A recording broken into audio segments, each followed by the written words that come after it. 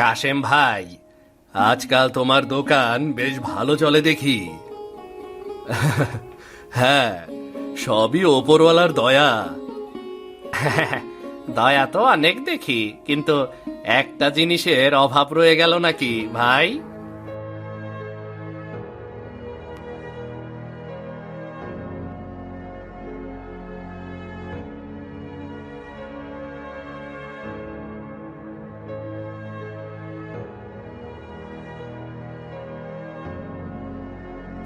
তুমি আবার কাঁদছো? মানুষের মুখে এমন কথা শুনে আমি আর কতদিন থাকবো কাশিম? সবাই তো আমাকেই দোষ দেয়, ফলে আমার কপালে সন্তান নেই। সালমা, মানুষ যা খুশি বলুক, তাতে আমাদের কিছু যায় আসে না। সন্তান ওপরওয়ালার দান। তিনি যদি চান, তোমার কোলে ঠিক একটি ফুল ফুটবেই ফুটবে, দেখো।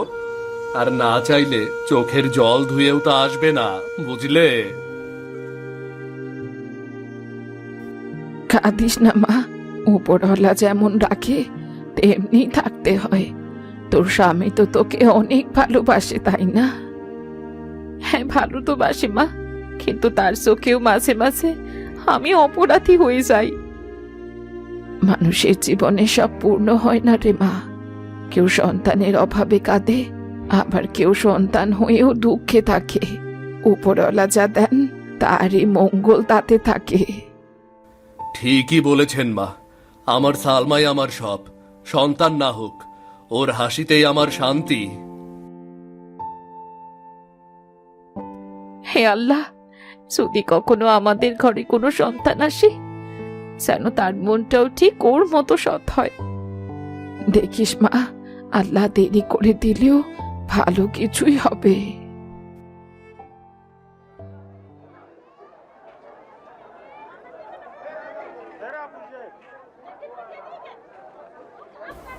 ভাই, এই ইলিশটার দাম কত? 3 কেজি ওজন। আজকে সেরা মাছ, দামও সেরা, 300 টাকা। ভাই, মাছটি দাও। বাড়ি গিয়ে আজ রান্না হবে ইলিশ ভাজা।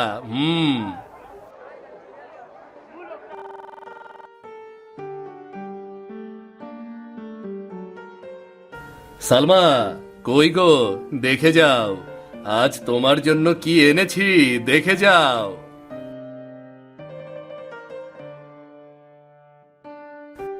ওরে বাবা, এত বড় ইলিশ! এমন মাছ তো বহুত দিন ঘরে আসে না। খুব ভালো করে রান্না করো তো, মশলা মেখে ভেজে। আহ, আজ ইলিশ ভোজ হবে।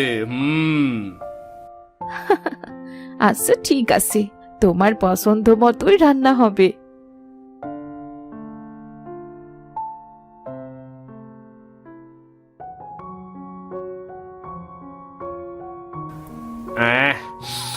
বাপ রে, আজ কাশেমের ঘরে নিশ্চয়ই রাজকীয় ভোজ চলছে।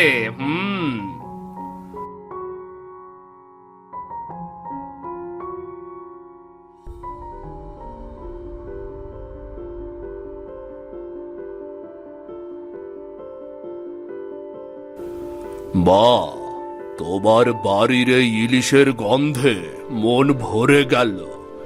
একটু দাও না, বহুদিন পেটে পড়েনি, দাও একটু। আপনি একটু অপেক্ষা করুন বাবা, আমি এক্ষুনি খাবার আনছি। সালমা, ওইসব ভিক্ষুকদের পাত্তা দিও না। এই মাছ আমি এনেছি আমাদের জন্য। বাবা, তুই যদি আমাকে এক টুকরো মাছ দিস, তোর ভাত কমবে না রে, বরং আশীর্বাদ বেড়ে যাবে রে। আমার যা আছে তা আমি কষ্ট করে কামিয়েছি, কারো আশীর্বাদে না। অন্য কোথাও যাও, যাও যাও যাও। কাশেম, মনে রাখিস, দান করতে না জানলে ধন একদিন ধ্বংস হবে। এই মাছ, যার জন্য তোর এত গর্ব, সেটাই হবে তোর কাল। আরে যাও যাও যাও, মাছ খেতে না পেরে এখন কত কথা। যাও যাও যাও।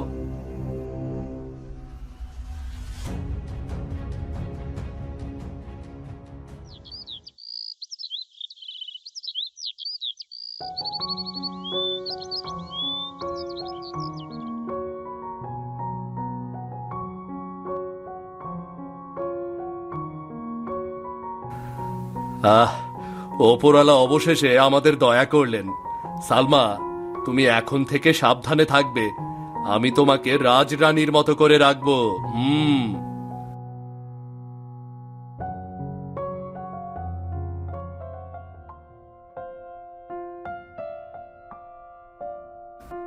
বিধাতা তোদের ঘরে সুখের আলো আনুক মা।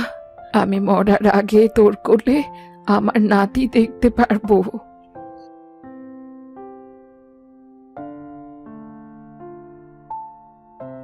বিধাতা তাইলে তোমাদের উপর কৃপা করলো।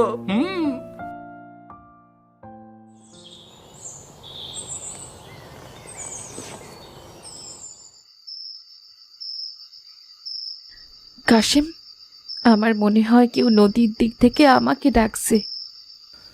সবই তোমার কল্পনা, রাতে ঘুমাও না তাই।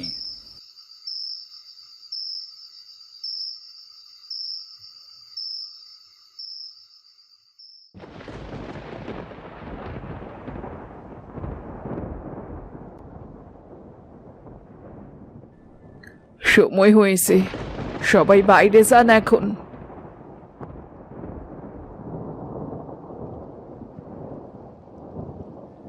হায় বিধাতা, এ কেমন সন্তান! এ তো মানুষ না, এ কেমন সন্তান জন্মেছে তোমার ঘরে? জীবনে তো এত মানুষের বাচ্চা দেখেছি, কিন্তু মানুষের পেটে মাছ জন্মাতেই কখনো দেখিনি। দেখেছো দেখেছো, কাশেম ভাই যে সাধুকে তাড়িয়ে দিয়েছিল সেই এখন অভিশাপ হয়ে ফিরেছে। এই সন্তান অশুভ। ওপরওয়ালার উপর ভরসা রাখ মা, হয়তো তিনি পরীক্ষা নিচ্ছেন। যেমনই হোক, এ তো আমার সন্তান, আমার বুকের রক্ততেই জন্মেছেও। না, এ আমার সন্তান হতে পারে না। আমি একে ঘরে রাখবো না, কিছুতেই আমার সন্তান হতে পারে না। কাশেম, ও তো আমাদেরই রক্ত। যদি সবার চোখেও অভিশাপ হয়, তবু আমার কাছেও আমার সন্তান। কি ভাবছেন এই কার্টুনগুলো কিভাবে বানাই? কোনো চিন্তা নেই। আমাদের অফিস এফএস ক্রিয়েশনে হাতে কলমে শেখানো হচ্ছে 2D অ্যানিমেশন। অনলাইন কোর্সে আজই জয়েন করুন।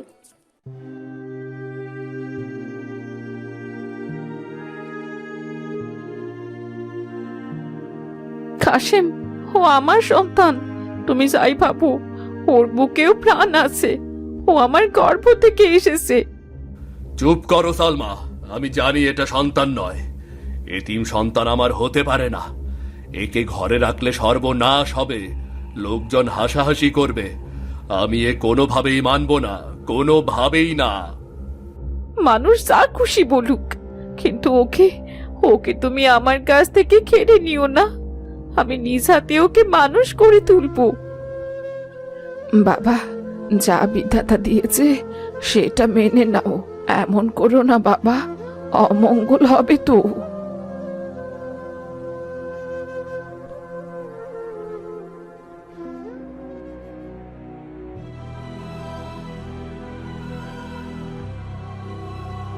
আমার এই ঘরকে লজ্জায় ডুবিয়েছিস। এখন নদীর জলে ভেসে দূর হয়ে যা, আমার চোখের সামনে থেকে দূর হয়ে যা।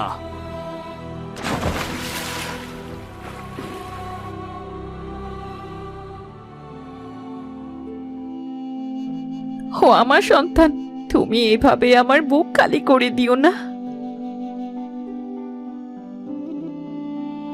এই তুমি কি করলে বাবা? নিজের সন্তানকে এভাবে ফেলে দিলে? আমি যা করেছি ঠিক করেছি। এই ঘটনার মূলেই সালমা। ও অশুভ নারী না হলে এমন সন্তান জন্মাতো না। তুমি এমনটা কি করে করতে পারলে বলো? আমার ঘরে তোমার কোনো জায়গা নেই। আজই তুমি আমার ঘর থেকে বেরিয়ে যাও। তোমায় আমি তালাক দিলাম, আর কখনো আমার সামনে আসবে না। চল মা, আমার সঙ্গে চল। যে বাবা তার সন্তানকে ফেলে দিতে পারে, নিজের স্ত্রীকে যে ভুল বুঝতে পারে, সে ঘরে তোর থাকার দরকার নেই। তুই আমার সাথে চল।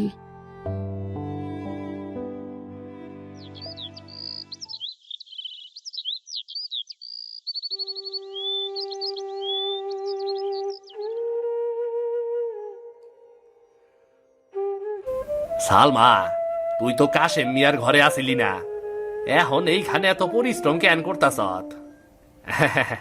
তুই নিশ্চয় কিছু পাপ করছিলি, তাই বিধাতা তোরে এমন শাস্তি দিতাছে। ভাই, সবসময় নিজের পাপেই মানুষ কষ্ট ভোগ করে না, অন্যের পাপের ফলও ভোগ করে।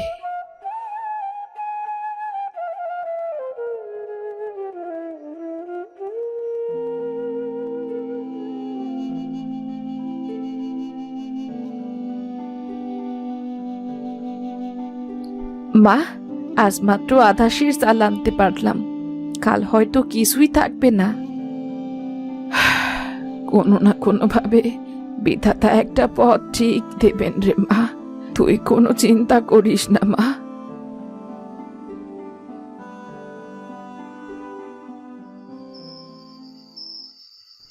হে বিধাতা, আমার কি পাপ? আমি তো কারো কোনো ক্ষতি করিনি, কেবল মা হতে চেয়েছিলাম, তাতে কি এত শাস্তি?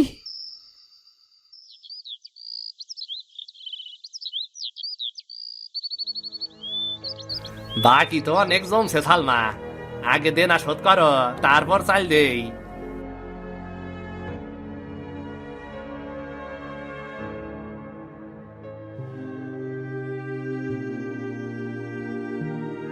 মারে, আমার শরীর একদম ভাল লাগছে না, মনে হয় আমি আর বাঁচবো না রে মা।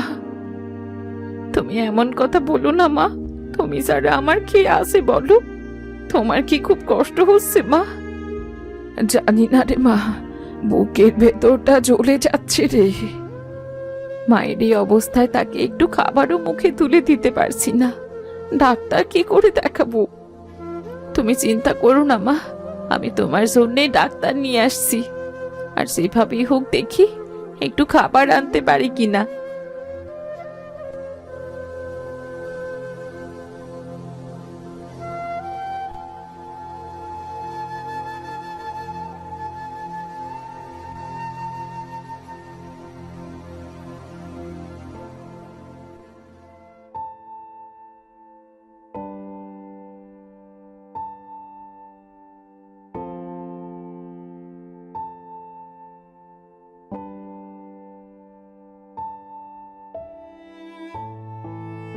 মা, ও মা, মা তুমি কথা বলো মা, তুমি ছাড়া যে আমার কেউ নেই, তুমি এইভাবে আমাকে একা রেখে চলে যেতে পারো না মা। মা,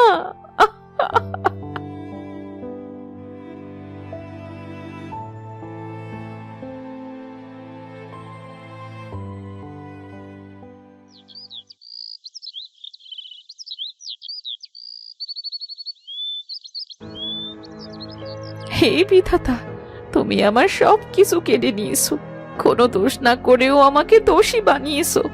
আমাকে এইভাবে কেন একা করে দিলে? তুমি আমাকে নিয়ে যাও বিধাতা। মা, তুমি কেঁদো না, কেঁদো না মা।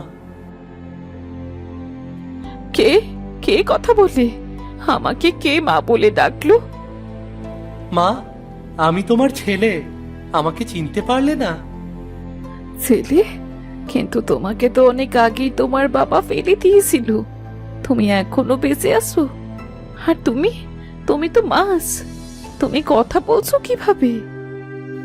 হ্যাঁ মা, আমি তোমার সেই সন্তান, যাকে বাবা জন্মের পর নদীতে ফেলে দিয়েছিল। বিধাতার ইচ্ছায় আমি বেঁচে গেছি, নদীর জলে বড় হয়েছি এই মাছেদের সাথে। হায় বাবা, আয়, আমার বুকে আয়, মায়ের কোলে আয় বাবা। হ্যাঁ মা, আমি এসেছি তোমার দুঃখ দূর করতে, কিন্তু আমি এখন মানুষ নই, মাছ। বাবার অন্যায়ের কারণে, সাধুর অভিশাপে আমি এই রূপে আছি। তুমি যদি সাধুর কাছে ক্ষমা চাও, তবে আমি মুক্ত হব। আমাকে মুক্ত করো মা। তুই কোনো চিন্তা করিস না বাবা, তুই আমার বুকের ধন, তোকে আমি হারিয়ে ফেলে আবার ফিরে পেয়েছি। সেভাবেই হোক, তোকে আমি মানুষ রূপে ফিরিয়ে আনবই। আমি সাধু বাবার খোঁজে বের হব। হ্যাঁ মা, যাও, আর আমাকে মুক্ত করো মা।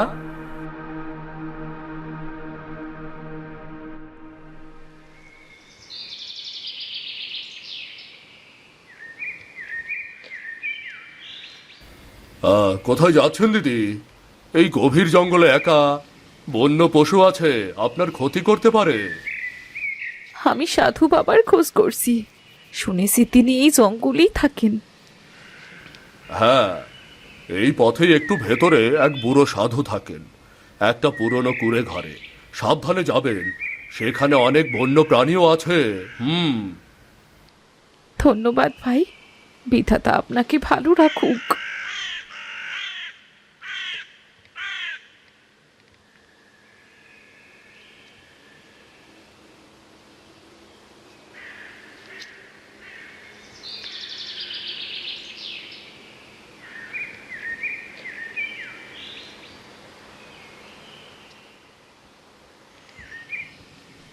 সাধু বাবা, আপনি কি আমাকে চিনতে পারছেন? আমি সেই কাশেমের স্ত্রী, যার ঘরে আপনি একদিন অভিশাপ দিয়েছিলেন। আজ আমি ক্ষমা চাইতে এসেছি আপনার কাছে। আপনার অভিশাপে আমার সব শেষ হয়ে গেছে বাবা। আমার স্বামীর অপরাধে শাস্তি আমি 20টা বছর ধরে বয়ে বেড়াচ্ছি। আপনি আমার সন্তানকে মুক্তি দিন, আমার সন্তানকে আমার বুকে ফিরিয়ে দিন বাবা। সালমা, সৃষ্টিকর্তা তোদের পরীক্ষা শেষ করেছে। 20 বছর কেটে গেছে, তোর স্বামীর পাপের সময় পূর্ণ হয়েছে, এখন মুক্তির সময়। আজ রাতে চাঁদের আলো যখন নদীতে পড়বে, তখন তোর সন্তান আবার মানুষ রূপে ফিরে আসবে। তবে মনে রাখিস, আর কখনো অহংকার যেন তোদের ছুঁতে না পারে।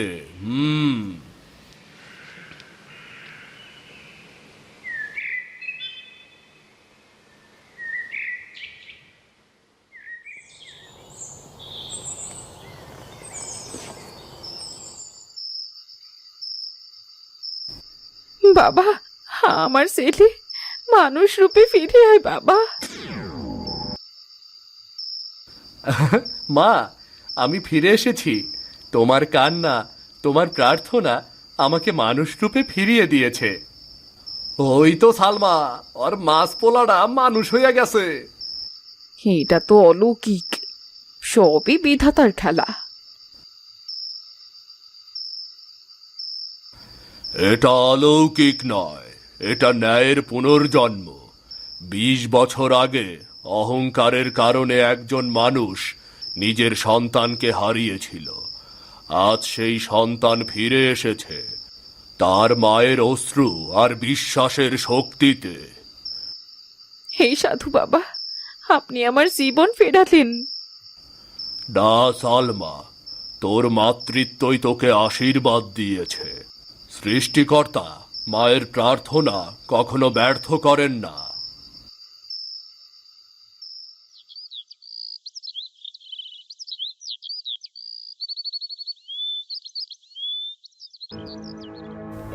দেখছ কাশেমের অবস্থা, সবই তার পাপের ফল।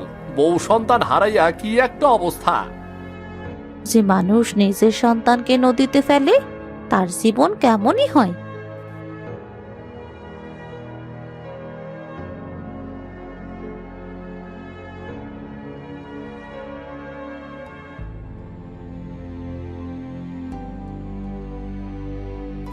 কে কে ওখানে?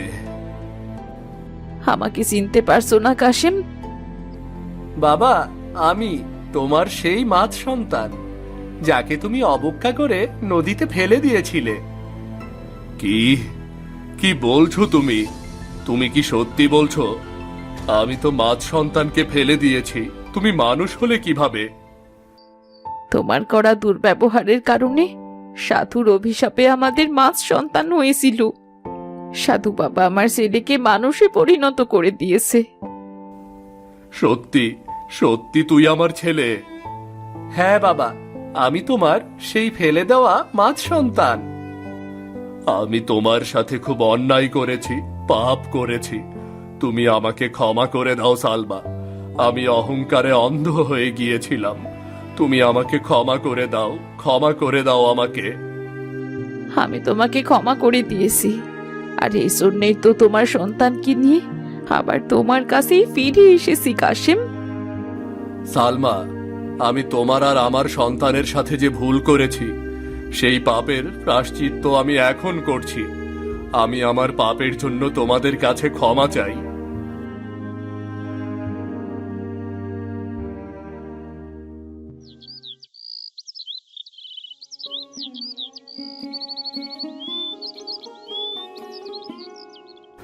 কই গো সালমা, দেখো মাছ এনেছি।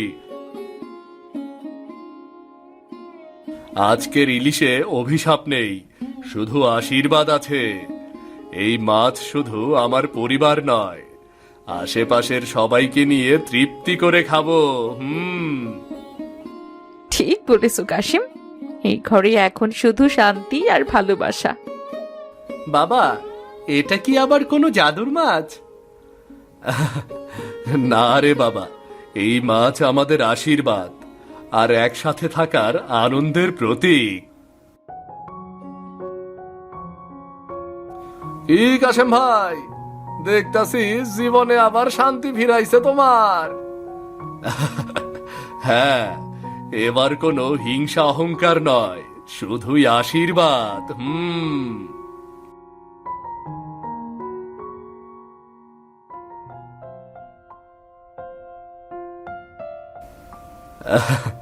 আমার সব দুঃখ ভুলে গেছি।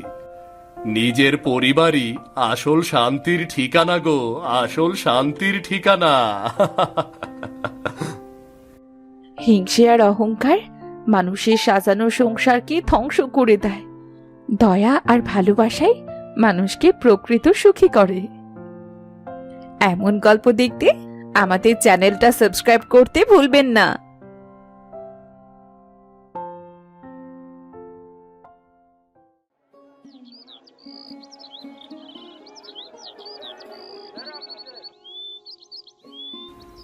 পাঁচ বছর, হ্যাঁ ঠিক 5টা বছর পর আমি ফিরছি। এই রাস্তায় কতবার সাইকেল চালিয়ে মুখটাকে নিয়ে হেঁটেছি, আমি সাইকেল চালিয়েছি। ও বলতো, রাকেশ একদিন তুমি আমায় ছেড়ে চলে যাবে, আমি কিন্তু একা হয়ে যাব তখন। আর আমি বলতাম, পাগলি মেয়ে, আমি কি তোমাকে কখনো ছাড়তে পারি? এই পুকুরে মুক্তা চুল ভিজিয়ে হাসতে হাসতে ছপ ছপ করে জল ছুঁড়ে মারতো আমার দিকে। আমি রাগ দেখাতাম, আরো বলতো, এই রাগী চেহারাটা আমার ভীষণ ভালো লাগে।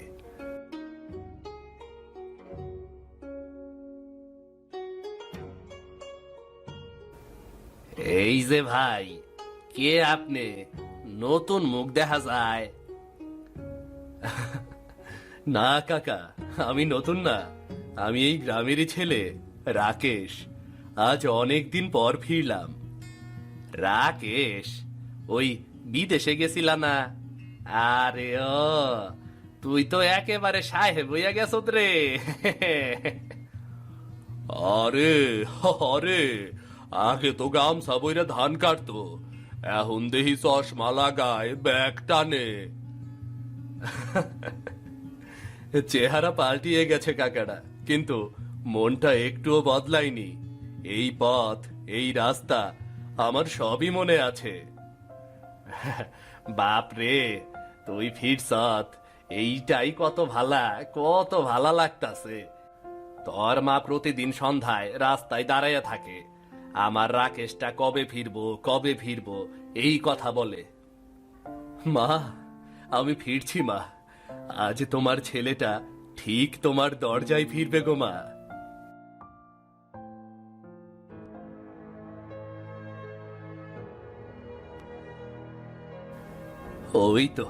ওই তো আমার ঘর, আমার আপন আঙিনা।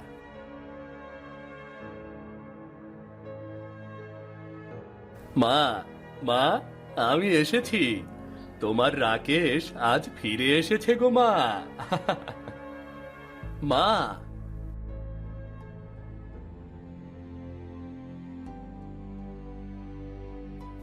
রাকেশ, তুই ফিরছিস নাকি রে? 5টা বছর একটাও এমন দিন যায়নি যে সেদিন আমি তোর অপেক্ষা করিনি। সন্ধ্যের পরেই দরজায় বসে থাকতাম, ভাবতাম এই বুঝি আমার ছেলেটা ফিরে আসবে। মা, আমি তোমাকে অনেক কষ্টে রেখেছি মা, কিন্তু আজ আমি ফিরে এসেছি। তোমাদের আর কোনো চিন্তা নেই মা, আর কোনো চিন্তা নেই। দূর থেকে এসেছিস ক্লান্ত হয়ে, আগে জল খা। মা, আমার মুক্তা কোথায়? মুক্তা? সে তো চলে গেছে রে বাবা, অনেক আগে। চলে গেছে মানে? কোথায় গেছে মা? কেউ ঠিক জানে না রে বাবা। একদিন হঠাৎ করে ভোরবেলা ঘরে দেখি মুক্তা নেই, ঘর খালি। কেউ বলে নদীর ধারে গেছে, কেউ বলে শহরে চলে গেছে। এরপর এরপর আর কোনো দিন খোঁজ মেলেনি। তোমরা খুঁজলে না? পুলিশে খবর দিলে না? মুক্তা তো একা কোথাও যেতেই পারে না। খুঁজেছি রে, অনেক খুঁজেছি। নদীর পার খেটেছি, আশপাশের গ্রামে খোঁজ নিয়েছি, কিন্তু কোথাও পাইনি। মুক্তা, তুমি কোথায় গেলে? আমি ফিরেছি আর তুমি নেই। এ কেমন নিয়তি, এ কেমন নিয়তি! সব ঠিক হয়ে যাবে রে বাবা, তুই তো ফিরে এসেছিস। এবার দেখবি নিশ্চয়ই কোনো না কোনো পথ দেখা যাবে। মা, আমি মুক্তাকে খুঁজে বের করব। যেখানেই থাকুক আমি ওকে খুঁজে আনবো।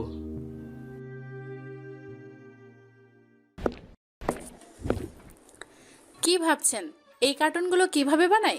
কোনো চিন্তা নেই। আমাদের অফিস এফএস ক্রিয়েশনে হাতে কলমে শেখানো হচ্ছে 2D অ্যানিমেশন। অনলাইন কোর্সে আজই জয়েন করুন।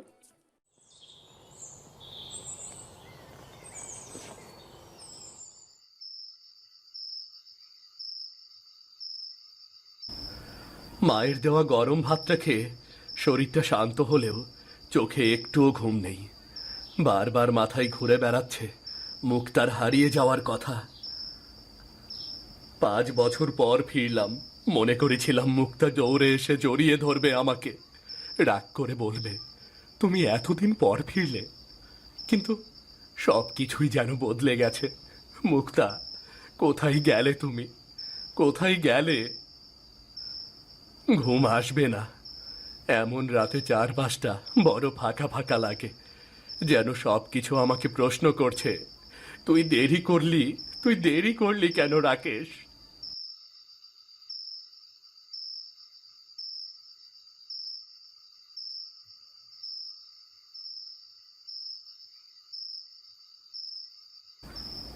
এই পুকুর পার, মনে আছে মুক্তা এখানে বসে বলতো, রাকেশ তুমি যদি বিদেশে চলে যাও কিন্তু এই পুকুরটার ছবি মনে রেখো। কিন্তু দেখো, আমি চলে এলাম আর তুমি হারিয়ে গেলে। হে সৃষ্টিকর্তা, আমি কি খুব দেরি করে ফেলেছি?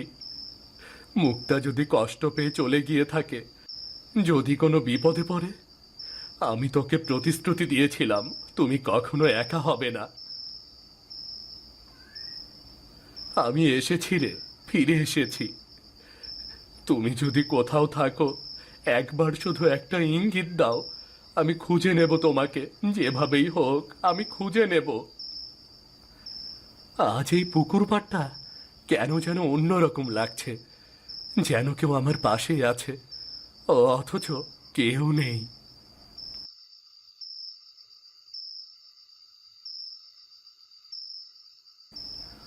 এই আকাশটা ঠিক তেমনই আছে, বদলায়নি কিছুই।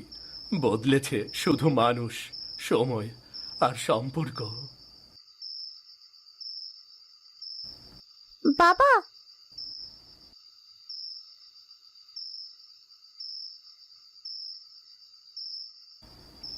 কে তুমি? এ সময় এখানে? তোমার বাড়ি কোথায়? বাবা তুমি ফিরে এসেছো? বাবা?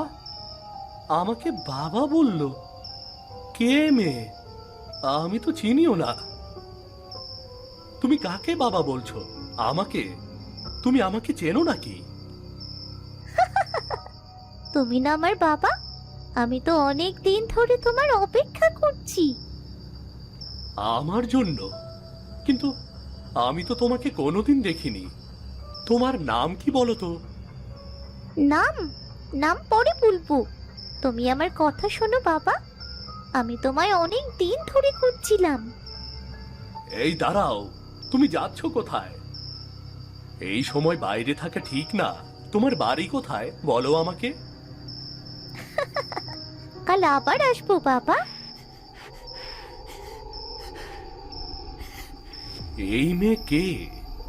রাতে এভাবে আমার কাছে এলো কেন? বাবা বলে ডাকলো। রাকেশ ঘরে চলে যায়। শুয়ে কিছু ভাবতে ভাবতেই ঘুমিয়ে পড়ে।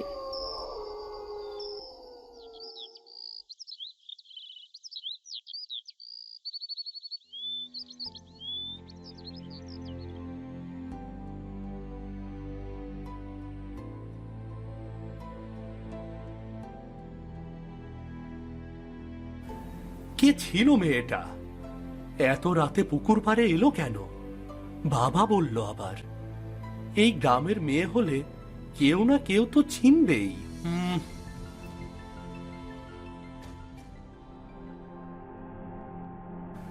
চাচি, একটা কথা জিজ্ঞেস করি, এখানে কোনো ছোট মেয়ে থাকে নাকি? বয়স হবে 6-7, সাদা ফ্রক পরে, চোখে খুব মায়া। এই রকম? না রে বাবা না, এখন তো এই বয়সের কোনো বাচ্চা কাচ্চা ওই দিকে থাকে না। তুমি কার কথা বলছো? আর না না না, এমনিতেই জানতে চাইলাম আর কি। রাকেশ এরপর ধীরে ধীরে গ্রামের পথ ধরে হাঁটে। কেউ গরু চড়াচ্ছে, কেউ বা নদীর ঘাটে কাপড় ধুচ্ছে। সে সবার চোখে খুঁজে বেড়ায় সেই মেয়েটিকে।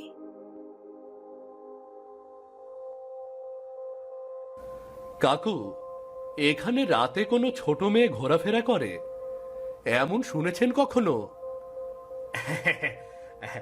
রাইতে ছোট মাইয়া?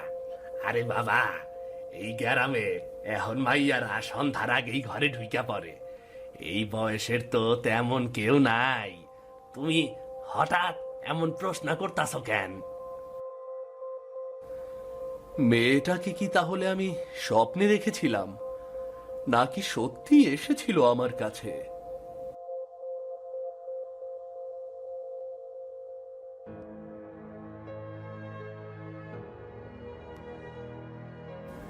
কাল ঠিকই এসেছিল। কাল আবার আসবো বাবা বলেছিল আমাকে। তাহলে আজও কি আসবে? নাকি সবই ছিল কল্পনা? আসবে তো? সময় যেতে থাকে। গ্রামের সন্ধ্যা ধীরে ধীরে ঘনিয়ে আসে। জোনাকি জ্বলা শুরু হয়েছে পুকুর পাড়ে, কিন্তু মেয়েটির দেখা মেলে না। রাকেশ ধীরে ধীরে দীর্ঘশ্বাস ফেলে উঠে দাঁড়ায়। হয়তো আজ আসবে না, কিন্তু আমি অপেক্ষা করব। ওর চোখে যে রহস্য আছে তা আমি না জানা পর্যন্ত শান্তি পাবো না। কাল আবার আসবো বাবা।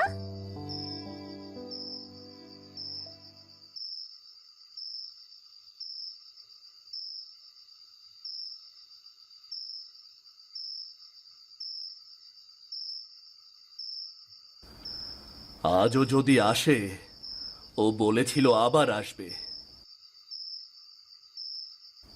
সে ধীরে ধীরে চাদর গায়ে দিয়ে ঘর থেকে বেরোয়। নিঃশব্দে পুকুর পাড়ে গিয়ে বসে।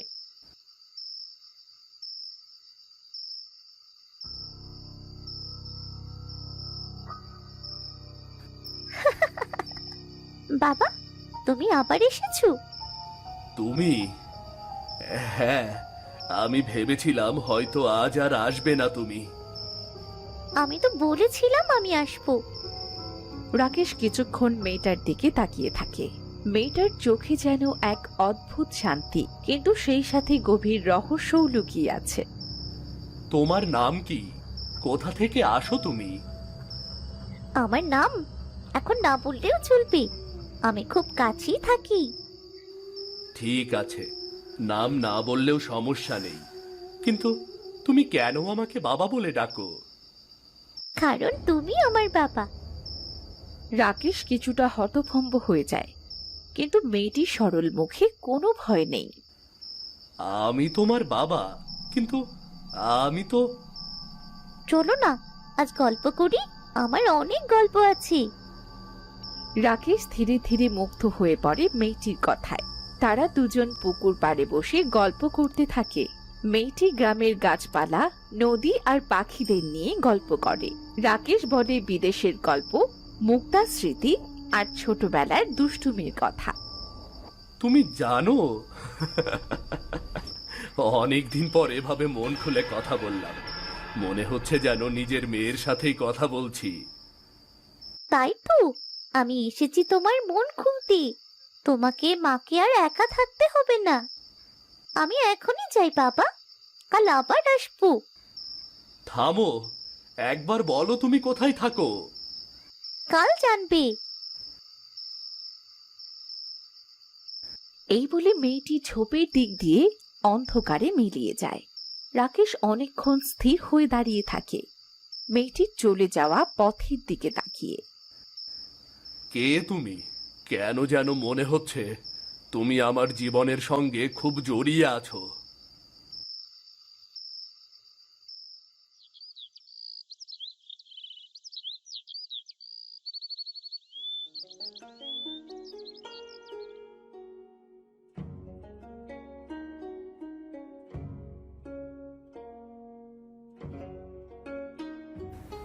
এই মেয়েটা আসলে কে? কেন দিনে তাকে দেখা যায় না, রাতে হঠাৎ এসে হাজির হয়, আবার হঠাৎ মিলিয়েও যায়, যেন বাতাসে ভেসে আসে, আবার বাতাসেই হারিয়ে যায়।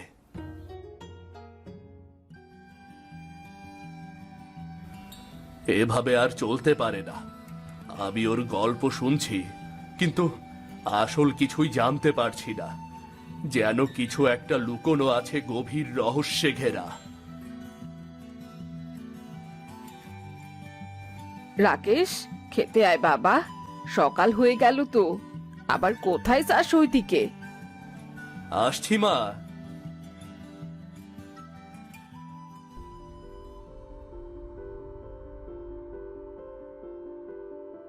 খিরে, খাবার মুখে তুলছিস না কেন? বিদেশে গিয়ে কি আমাদের ভাত খাওয়া ভুলে গেছিস? না মা, তেমন কিছুই না, মাথায় একটু ভাবনা ঘুরছে। মুক্তার কথা ভাবছিস? রাকেশ কিছু না বলে শুধু চুপ করে ভাত খায়, কিন্তু তার চোখে এখন মুক্তার চেয়ে বেশি ঘুরছে সেই ছোট্ট মেয়েটির ছবি।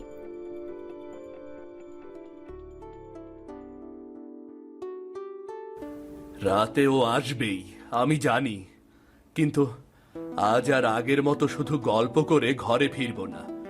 আজ আমি ওর রহস্য জানব। আজ আমি ওর পিছু নেব। দেখি তো ও কোথায় যায়, কার মেয়ে, কেন এভাবে আসে। হ্যাঁ, আজ রাতেই সবকিছু জানতে হবে, আর লুকোচুরি নয়। এই মেয়েটির মধ্যে যে রহস্য আছে তা না খুলে ফেলা পর্যন্ত আমার শান্তি নেই।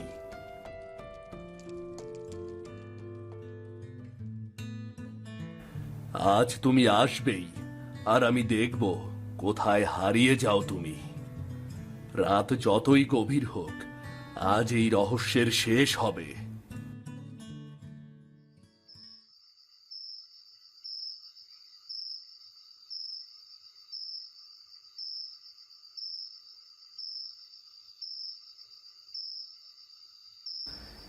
এসেছো, এবার দেখি কোথায় যাও তুমি। মেয়েটি আগের মতো রাকেশের পাশে বসে না। আজ সরাসরি পুকুরের অন্য দিক দিয়ে সে হাঁটতে শুরু করে। রাকেশ নিঃশব্দে কিছুটা দূরত্ব রেখে তার পেছনে পেছনে যায়। চারপাশে নীরবতা, আর শুধু পাতার খসখস শব্দ। মেয়েটি গ্রামের পথ ছেড়ে ধীরে ধীরে জঙ্গলের ভেতরকার সরু পথ ধরে হাঁটতে থাকে। রাকেশের মনে হালকা ভয় জাগে, কিন্তু সে দৃঢ় থাকে। এত রাতে জঙ্গলে ও আসলে কে? কোথায় নিয়ে যাচ্ছে আমাকে?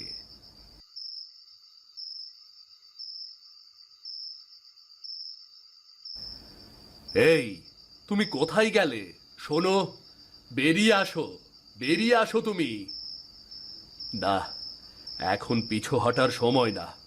আমি রহস্য উদ্ঘাটন করেই ফিরব। সে সাবধানে সামনে এগোয়। কিছুটা পথ পেরোতেই দেখতে পায় জঙ্গলের ভেতর একটা ছোট্ট কুঁড়ে ঘর। দরজার সামনে একটি পুরনো লণ্ঠন ঝুলছে, টিম টিম করে আলো জ্বলছে। এই ছেলে, কে তুমি? রাত বিরেতে এখানে কি করছো? আমি আমি কাউকে খুঁজছি।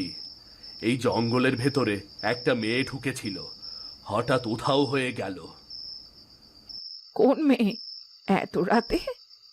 এসো, ভেতরে এসো।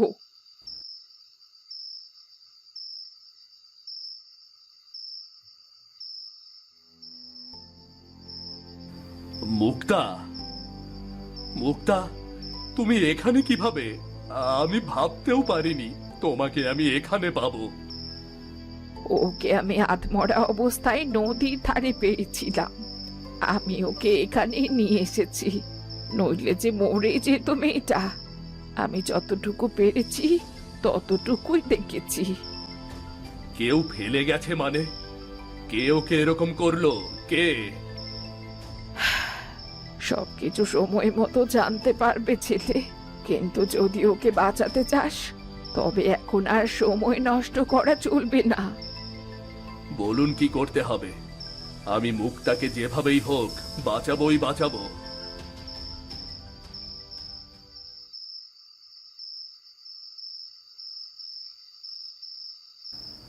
বুড়ি, বলুন কি করলে মুক্তা বাঁচবে? আমি সব কিছু করতে পারি, সব। ছেলে, আমি ওকে নদীর ধারে পেয়েছিলাম, প্রায় মরতে বসেছিল। ওর বাঁচার একটাই উপায় আছে। কি উপায়? বলুন আমাকে, বলুন। নদীর মাঝখানে, যেখানে পানি গভীর, সেখানে একটি বিশেষ ঔষধ আছে। ওটাই মুক্তাকে বাঁচাবে।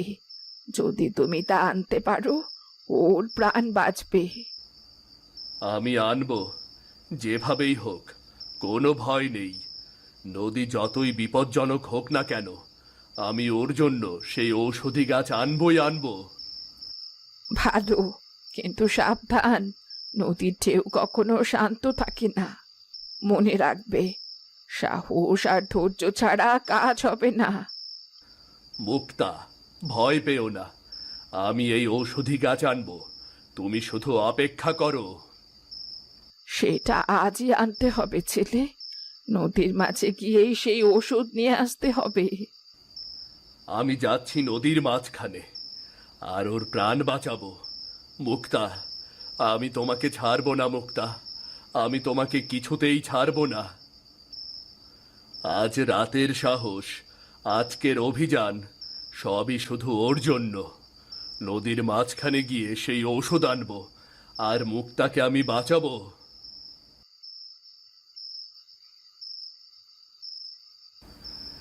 আর দেরি করলে চলবে না। মুক্তা বাঁচবে। আমি কিছুতেই তাকে হারাতে পারবো না, কিছুতেই না। ঠিক আছে, এইবার সাবধান।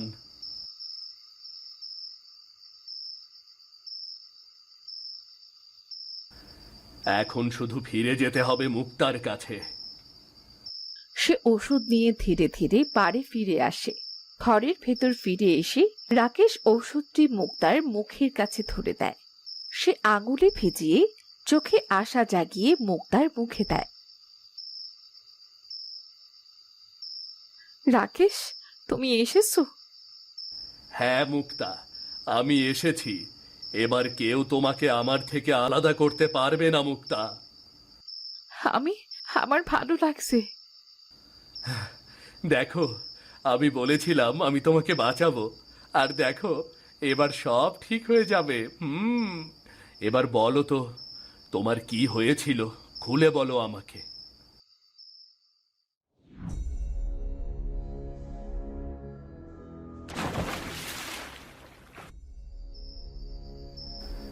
কি জঘন্য মানুষ!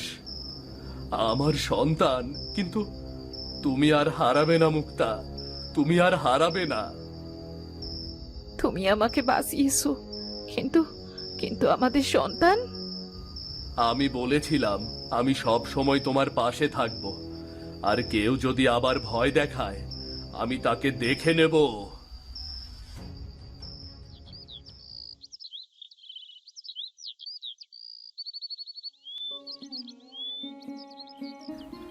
চিন্তা করো না, আমরা বাড়ি পৌঁছে গেছি।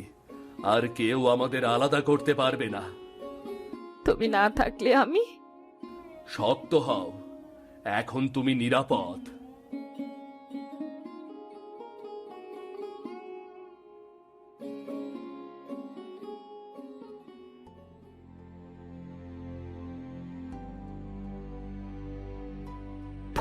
ভূত, ওরে বাবা রে! না মা, ও ভূত নয়, ও মুক্তা, আমার মুক্তা। দেখো এখনো বেঁচে আছে। তুমি এমন কাজ কিভাবে করতে পারলে মা? আর আমার সন্তানকে মেরেই ফেললে। আমি আমি ভুল করেছি, ক্ষমা করে দে মা, আমাকে ক্ষমা করে দে রাকেশ। সব ঠিক হয়ে গেছে মা, এখন আর দেরি নয়। আমরা সবাই একসাথে আছি। মাফ করো মুক্তা, মা তো সবকিছু ভুল স্বীকার করেছি। এবার তো তুমি ফিরে এসেছো জীবিত। মা, আমি আর ভয় পাই না, রাকেশ আমার পাশে আছে।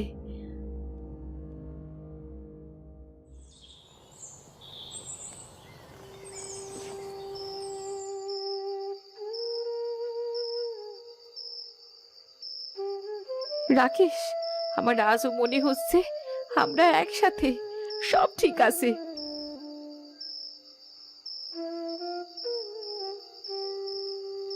তুমি আবার? ওটা ওটা আমাদের মেয়ে। হ্যাঁ, আমি তোমাদের আবার মিলিয়ে দিতেই এসেছিলাম বাবা মা। তুমি সত্যি আমাদের জীবনকে আবার একত্রিত করেছ মা। কিন্তু তুমি কাছে কেন আসছো না? আমরা আলাদা হব না মা, তুমি আমাদের সঙ্গেই থেকো। আমার কাজ শেষ, আমি থাকবো যতক্ষণ না তোমাদের একত্রে শান্তি হয়। কিন্তু এবার তো আমাকে চলে যেতে হবে মা।